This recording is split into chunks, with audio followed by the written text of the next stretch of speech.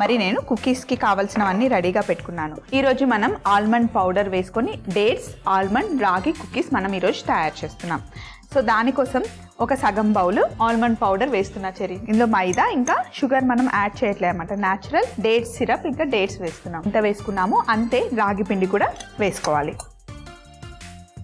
అలాగే సగం cup డేట్స్ని cut చేసి వేస్తున్నాం. అలాగే సగం కప్పు వెన్న. అన్నీ సేమ్ ఈక్వల్ క్వాంటిటీలో వేసుకోవాలి. అలాగే డేట్స్ సిరప్ ఫుల్గా వేయట్లేదు, కొంచెం స్వీట్నెస్ కోసం యాడ్ చేస్తున్నాను. బేకింగ్ పౌడర్ ఇందులో యాడ్ చేస్తున్నాను. ఇవన్నీ బాగా మిక్స్ చేసుకోవాలి. మనం కుకీస్ చేసుకోవాలన్నమాట. ఇలా కరెక్ట్గా ఈ కన్సిస్టెన్సీలో ఉండాలి.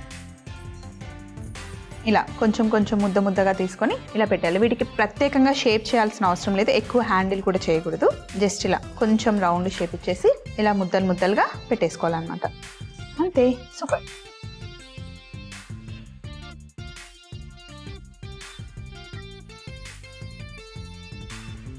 వన్ 170 డిగ్రీస్లో ఒక 15 మినిట్స్ 20 మినిట్స్ బేక్ చేసామనుకోండి, డేట్స్ అండ్ ఆల్మండ్స్ రాగి కుకీస్ రెడీ అయిపోతాయి. ఆల్మండ్, డేట్స్, రాగి కుకీస్ రెడీ అయిపోయాయండి.